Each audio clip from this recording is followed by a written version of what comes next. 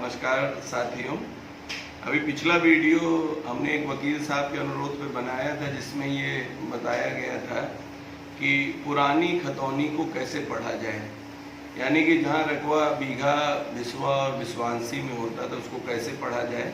और मुझे खुशी है इस बात की कि आप लोगों ने उस वीडियो को बहुत पसंद किया और तमाम मैसेज तमाम कॉल्स आई कि आप लोगों को बीघा बिस्वा और बिस्वांसी में पढ़ना आ गया खतौनी को और उसको हेक्टेयर में बदलना भी आ गया। इसके बाद अनेक फ़ोन ऐसे आए जो उन लोगों ने हमसे ये कहा कि पुरानी खतौनी क्या, उन्हें नई खतौनी पढ़ने में भी दिक्कत होती है और नई खतौनी में किस कॉलम में क्या लिखा है या एरिया क्या है या नाम क्या है, उन्हें वो समझने में भी दिक्कत होती है। तो नई खतौनी कैसे पढ़ी जाए, खसरा कैसे पढ़ा जाए, उसका वीडियो आप लोगों ने कहा कि बनाया जाए। इसीलिए आज मैं आप लोगों को नई खतौनी और नया खसरा कैसे पढ़ना है उसके बारे में बताएंगे। सबसे पहले हम लोग खतौनी पर आते हैं और ये एक गांव की खतौनी है जो कि कंप्यूटराइज है। पहले आप लोग देखते होंगे कि हाथ की बनी खतौनी होती थी, पर अब कंप्यूटराइज खतौनी होती हैं।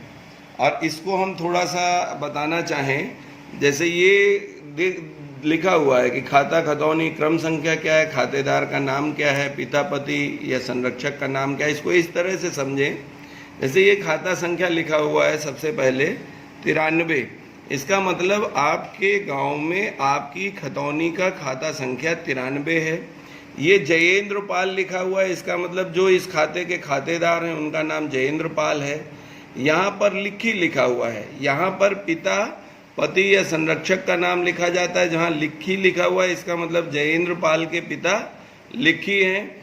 और यहाँ पर निवासी ग्राम लिखा है केवल, और जब केवल निवासी ग्राम लिखा होता है तो इसका मतलब ये होता है कि ये उस गांव के रहने वाले हैं जिस ग्राम की खतौनी है। चूँकि ये खतौनी ग्राम फैज़ नगर की है तो इसका मतलब जयेंद्र पाल पुत्र लिखी निवासी ग्राम।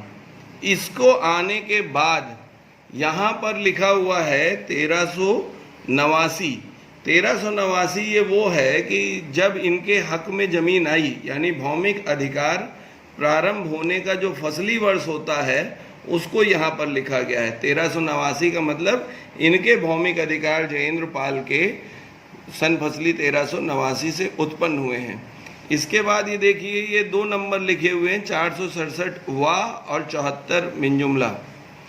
इसका मतलब ये हो गया कि इन खातेदार के खाते में 2 गांठें हैं, एक तो 467 वाह और दूसरा 74, यानी कुल 2 गांठें हैं।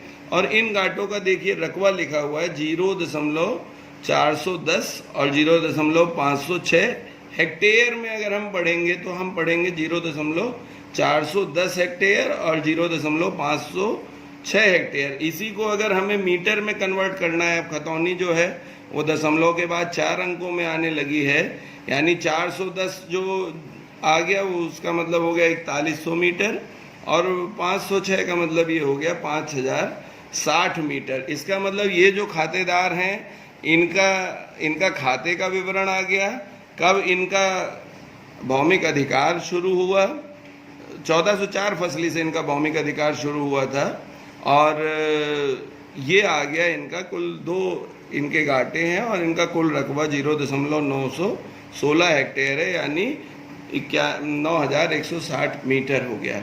इसके बाद जो पड़ा होता है वो खातेदार द्वारा दे माल गुजारी या जो लगान खातेदार को देना होता है वो लिखा होता है। यही हम बता दें, जो अमल दरामद होता है वो इसके बाद, कोई भी आदेश जो होते हैं उनका अमल दरामद इसके बाद अंकित होता है। जैसे ये लिखा हुआ है ऊपर वाले खाते में कि ग्रामीण बैंक शाखा फैज़ नगर में खातेदार जयवीर सिंह पुत्र राम स्वरूप व चमेली देवी पत्नी सिया राम ने इतने रुपए में खाता बंधक किया। यानी कोई भी आदेश, चाहे वो बैनामा संबंधी हो, वरासत संबंधी हो, भूमि का बंधक होने संबंधी हो, वो अगर कोई भी आदेश है तो वो अंकित होगा। इसी तरह दूसरा खाता हम ले लेते हैं, ये है 94 खाता। ये इसमें खातेदार कई हो गए, 1 2 3 4 5, और इन 5 में से 3 जो हैं वो हबीबुल्ला के पुत्र हैं और 2 जो हैं वो खलील अहमद के पुत्र हैं। और इसको कहते हैं, जो जैसे पिताजी का नाम लिखा हुआ है, बहुत जगह वल्दियत शब्द आपने सुना होगा कि इनकी वल्दियत क्या है, और ये आपस में इस खाते के सह खातेदार कहलाएंगे, यानी इस जमीन के ये सब सह खातेदार होंगे। इस जमीन के प्रत्येक भाग पे इन पांचों का अंश माना जाएगा। और इसमें भी आप देखें, भौमिक अधिकार प्रारंभ होने का वर्ष जो है वो 1373 फसली है, और दोनों घाटों का भौमिक अधिकार प्रारंभ होने का वर्ष 1373 फसली है। एक घाटा है 266 मिन जुमला, जिसमें रकबा है 0.063 एयर, यानी 1 बीघा जो यहाँ का है।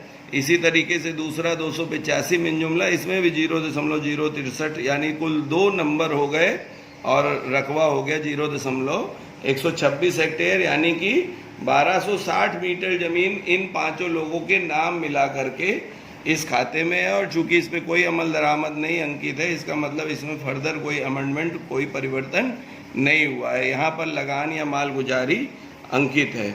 इसी प्रकार से अगर हम खसरा पढ़ना चाहें तो ये एक खसरे की नकल है। खसरा कैसे पढ़ा जाता है? देखिए, खतौनी तो हो गया आपका अधिकार अभिलेख, जिसमें ये वर्णन होता है कि कौन काश्तकार है और उसके नाम कितनी भूमि अंकित है। जबकि खसरा ये दर्शाता है कि उस घाटे में कौन सी फसल होती है। जैसे ये ग्राम फैज नगर का खसरा बनाया गया, ये दिखाया, देखिए संख्या दिखाई, घाटा संख्या 100। सबसे पहले कॉलम में जो लिखा होता है वो लिखा होता है घाटा संख्या 100।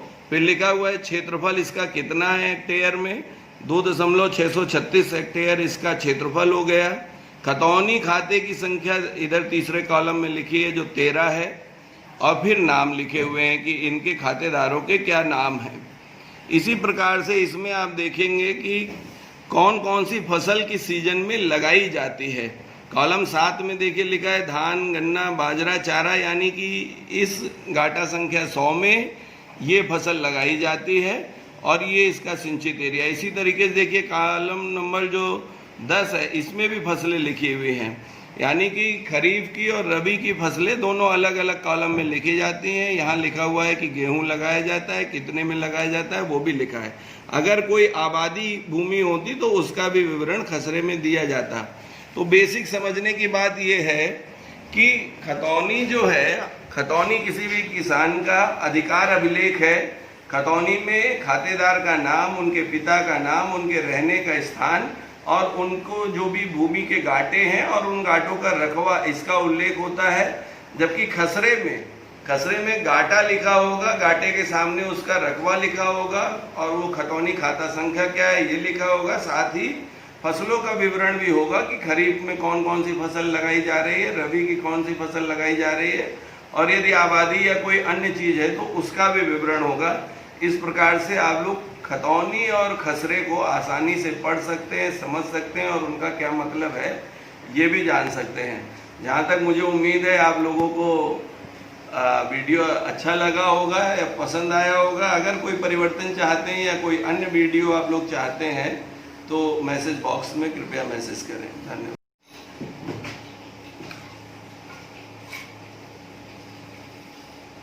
ऊपर लगा नहीं है ना, ये क्या डायरेक्ट कर दिया था ना ये? फिर क्या दिक्कत है? अरे ये पंखा बंद होगा, उसी से बंद हो गया होगा ये। हाँ, ये पंखा अब आ गया। सुबह भी थी, डायरेक्ट हुआ है तो पंखे से भी नहीं होगा ना स्विच। तो क्या पता पंखे वाले से ही कर दिया इन्होंने। अलग किया है, उसका कोई स्विच नहीं है। अच्छा रुको, ये जल रही है। अब देखो जरा इधर, ये अभी भी चल रहा है, फिर तो कोई दिक्कत नहीं होनी चाहिए। फिर क्यों दिक्कत है?